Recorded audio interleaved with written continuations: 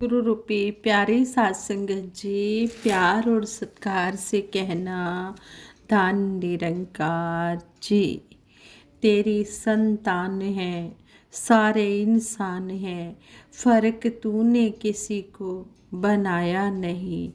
मैं तो हिंदू हूँ, मैं मुसलमान हूँ, ये तो आपने सिखाया नहीं।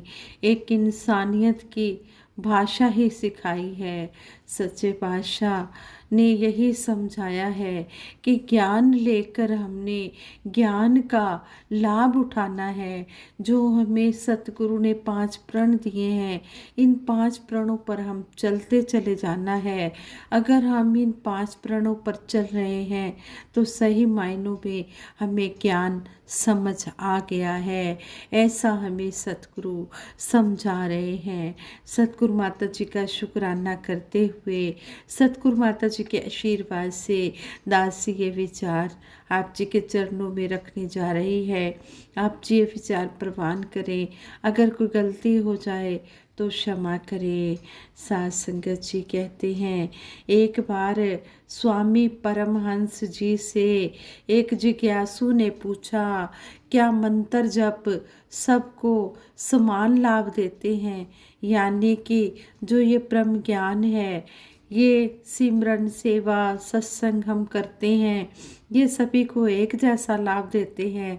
तो उन्होंने कहा नहीं। फिर जिज्ञासु ने पूछा क्यों? इस पर परमहंस जी ने उस जिज्ञासु को एक कहानी सुनाई। उन्होंने कहानी सुनाई कि एक राजा था।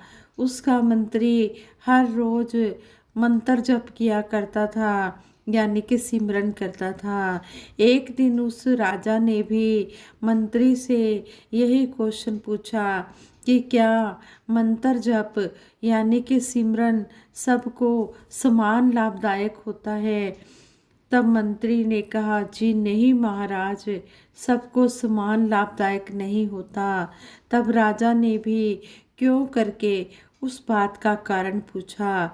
कुछ दिन तो मंत्री टालता रहा, लेकिन जब राजा डेली इस बात का क्वेश्चन पूछने लगा तो मंत्री ने एक दिन इस बात का जो क्वेश्चन का आंसर था वो देने का निश्चय किया।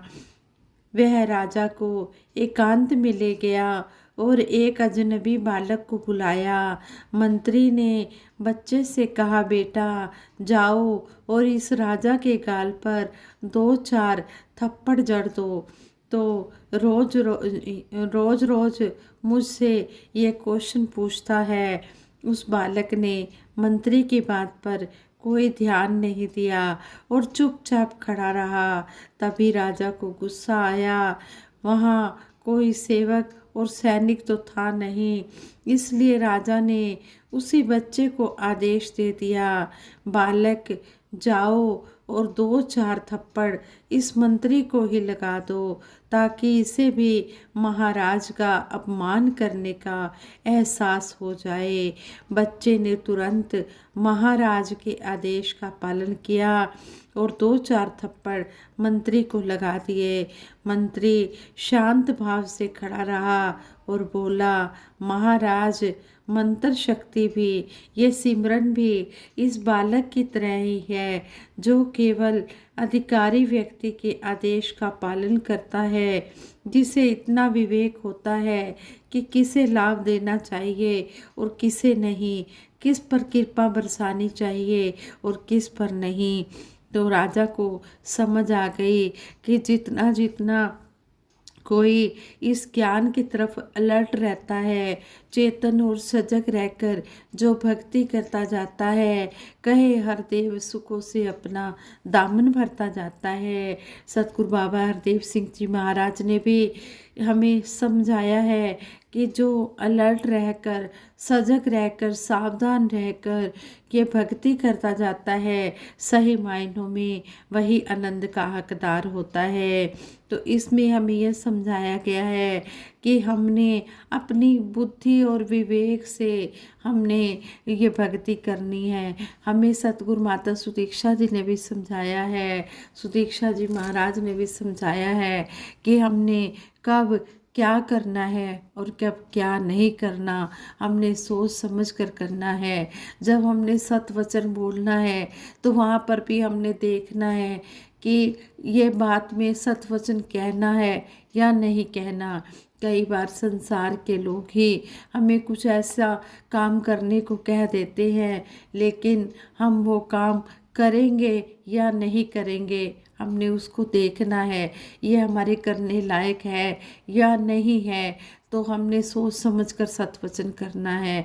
तो इस तरह हमें सतगुरु समझा रहे हैं कि हमने भक्ति जो करनी है वो अलर्ट होकर करनी है। जिस तरह इस बच्चे ने सोच समझ कर काम किया, ये तो हमें समझाया गया कि इस तरह जब मंत्री ने कहा कि राजा को थप्पड़ जड़ दो, तो वो बालक को समझ आ गई कि ये तो राजा है, इसके साथ ऐसा नहीं करना। लेकिन जब राजा का आदेश आया तो उसने, बच्चे ने मान लिया। इसी तरह जब हमारे सतगुरु का आदेश आता है तो हमने उसको हूबहू मान लेना है। और जब हमें कोई और, चाहे संसारी है या ब्रह्मज्ञानी है, जो भी हमें सेवा करने को कहता है या सिमरन सत्संग की बात करता है, तो हमने सोच विचार करके हमने अपनी बुद्धि और विवेक से काम लेना है।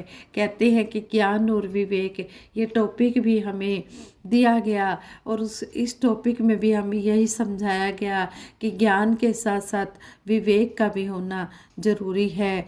जो बंदा विवेकी होगा, सूझवान होगा, वही सही मायनों में ज्ञान पर चल पाएगा। तो इस तरह हमें इस स्टोरी द्वारा भी समझाया गया है। हमने इस बात पर भी अमल करना है जिस तरह हमें सतगुरु समझा रहे हैं। हमने भक्ति जो है अलर्ट होकर करनी है, सजग होकर, चेतन होकर करनी है। और कहते हैं कि भक्ति का मार्ग कृपा का मार्ग माना जाता है।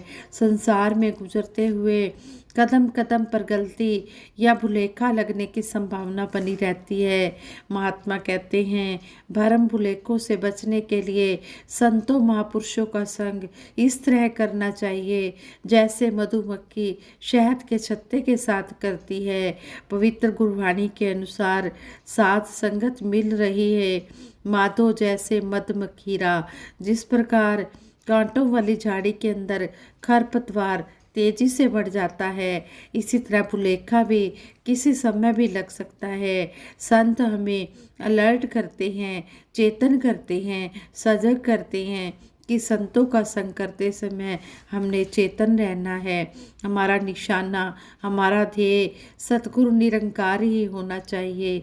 हम शरीरों के साथ या किसी व्यक्ति विशेष के साथ नहीं जुड़ जाना है। हमें यह ध्यान रखना है कि सिर्फ सतगुरु ही ऐसी शख्सियत है जो कि निर्लेप है, अडोल है, निर्वैर है, निर्भय है, जो भूल नहीं करती, गलती नहीं कर सकती। बाकी हम सभी भूलनहार हैं। गुरबाणी के अनुसार भूलनहार सबको अमूल गुरु करतार, भूलनहार सबको अभूल गुरु करतार। इसलिए जिस भी व्यक्ति से हम जुड़ेंगे उसकी व्यक्तिगत शख्सियत से इम्प्रेस होंगे ही। जो हम हो रहे हैं वैसे एक गुरसिक सिर्फ गुरसिक ही होता है, बेशक वो कितनी ही ऊंचाइयों को छू ले, उसकी हैसियत एक पानी के गिलास जैसी ही है। जबकि सतगुरु सागर की तरह है। सागर में रंगों की कई हजार गाड़ियां भी अगर डाल दी जाएं तब भी सागर का रंग बदल नहीं सकता। जबकि एक गिलास पानी का रंग बदलने के लिए रंग की एक बूंद ही काफ़ी है। सतगुरु बाबा गुरबचन सिंह जी महाराज के समय का एक दृष्टांत है। जम्मू में एक महात्मा की बच्ची हॉस्पिटल में एडमिट थी। बाबा जी ने एक महात्मा को आदेश दिया कि आप जम्मू जाओ और वहाँ पहुंचकर चरणामृत बनाकर उस बच्ची को पिला देना। वह महात्मा सतगुरु का आदेश लेकर जम्मू पहुँचे। संतों के काम तो सतगुरु ने करने होते हैं, गुरसिक तो सिर्फ गुरु के वचनों की संभाल करते हैं, सतगुरु के हुक्म को मानते हैं। 2 दिन में ही बच्ची ठीक होकर घर आ गई। घर वालों ने उस महात्मा की मौजूदगी में सत्संग रखा और दिल खोलकर उस महात्मा की तारीफ में एक एक संत ने यही कहा कि इन महात्माओं की कृपा से बच्चे को जीवन दान मिला है। सतगुरु निरंकार साथ संगत की कृपा का जिक्र ही नहीं हुआ। जब विचार हुए उस संत को समय मिला तो उन्होंने कहा, महापुरुषों, सारी कृपा सतगुरु निरंकार की है, हमें किसी प्रकार का भुलेखा नहीं रखना, इसमें मेरा कोई रोल नहीं है। यह ध्यान रहे कि करण करावनहार सतगुरु निरंकार है। अगर आप यह मानते हैं कि बच्ची मेरे कारण ठीक हुई है तो मेरे ही परिवार का एक मेंबर हॉस्पिटल में एडमिट है। अगर मैंने ही ठीक करना होता तो पहले उसको ठीक करके फिर मैं आपके पास आता। यहाँ यह ध्यान रखना होगा कि जब भी हम किसी व्यक्ति विशेष की प्रशंसा में लग जाते हैं या उसके साथ कुछ ज़्यादा ही जुड़ते हैं तो उस समय पूर्ण रूप से या सूक्ष्म रूप से हमारा ध्यान निरंकार सतगुरु से कब हट जाता है हमें पता ही नहीं चलता कि किसी के सामने उसकी प्रशंसा करके हम दूसरे के लिए भी डोलने वाली स्थिति पैदा कर रहे होते हैं। इसलिए सही यही होगा कि जब भी हम किसी संत में गुरमत की ऊंचाई देखें तो मन में यह महसूस करें कि यह सतगुरु की कृपा और आशीर्वाद ही है जो इस संत के माध्यम से प्रभावी हो रहा है, जो हमें अच्छा लग रहा है। यह गुरु की कृपा का ही स्वरूप है। अगर आप सतगुरु निरंकार को मन में सबसे ऊंचा स्थान देंगे तो कभी भी आपको यह महसूस नहीं होगा कि मुझे इस संत के साथ बैठकर आनंद आ रहा है या उस संत के साथ नहीं आ रहा है। फिर तो जो भी घट गुरु का यश करेगा उसके साथ आनंद ही आएगा। अगर हमारा लगाव निरंकार सतगुरु से है तो फिर किसी स्थान का, देश का, शरीर का, भाषा का, पहनावे का, किसी भी तरह का कोई भी प्रभाव हमारे ऊपर नहीं पड़ेगा। हमें ज़रूरत है अपने मन में झांकने की। हम अपने मन में परखें, झांकें कि मुझे खुशी किसी खास व्यक्ति से मिलकर होती है या हर संत से मिलकर होती है। गुरमत अगर पर्सनल लगावों से मुक्त है तो कहीं भी कोई भी किसी तरह का खतरा नहीं है। फिर हमेशा हमारे अंदर यही भाव आएंगे कि हमने यही देखना है कि हमारा झुकाव किधर है, निरंकार सतगुरु की तरफ है या किसी और, हम अपने स्वार्थों में हैं, अपने निजी स्वार्थों में छिपा हुआ है। अगर हमारा ध्यान सतगुरु निरंकार साथ संगत की तरफ है तो सही मायनों में हम भक्ति के रास्ते पर चल रहे हैं, हम गुरमत पर चल रहे हैं। इसलिए हमने भूल कर भी कभी भी कोई ऐसा कर्म नहीं करना जो सतगुरु निरंकार को अच्छा ना लगे। जो हमें संतों महापुरुषों के विचार अच्छे लगते हैं वह भी तो सतगुरु ही घट में बैठकर बोलता है, यही बुलवाता है, यही सब कुछ कराता है, यही उस संत को मान दिलवाता है। लेकिन हमने सतगुरु की कृपा को हर समय आगे रखना है और हर समय इसी का ही दीदार करते चले जाना है। हर संत का आदर सत्कार करना है क्योंकि हर घट मेरा साईं बैठा, सुन्नी सेज न कोय, बलिहारी वहाँ उस घट को जिस घट में प्रकट होए। ये हर घट में बैठा है, इसलिए जो नमस्कार हो रही है ये सतगुरु निरंकार को ही हो रही है। हम हर पल इसी सतगुरु निरंकार का शुक्राना करते चले जाएं कि मेरे मालिक दीन दयाल आप जी ने हमें इस संसार में रहना, बहना, खाना, पीना, उठना, बैठना सिखाया है। हम हर पल ये बात याद रखें और सतगुरु निरंकार से जुड़े रहें। सतगुरु की कृपा से भगत अंतर मन से सतगुरु दातार की पूजा करता है और जीवा से सिमरन करता है। उसकी आंखें लोगों की बुराइयां ना देखते हुए सतगुरु दातार के दर्शनों से ही सुख पाती हैं। उसके कान निंदा रस नहीं बल्कि हरि यश सुनने को लालायित रहती हैं।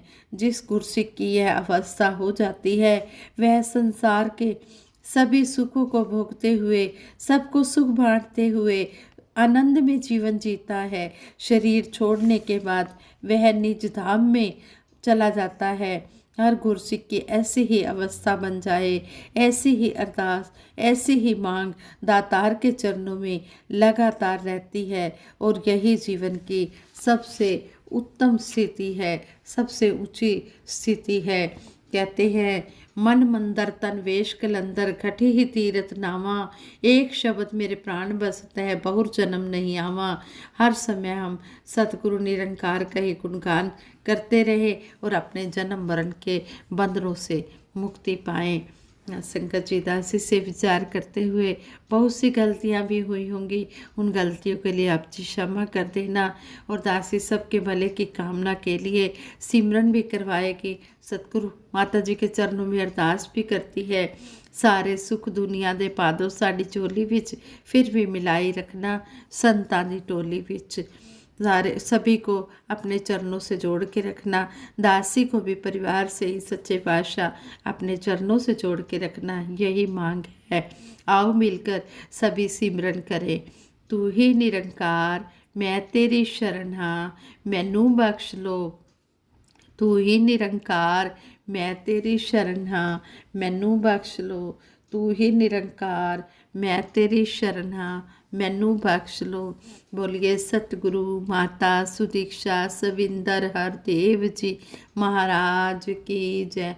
निरंकारी राजमाता गुरु बचन अवतार की जय। आज संगत जी प्यार से कहना, धन निरंकार जी।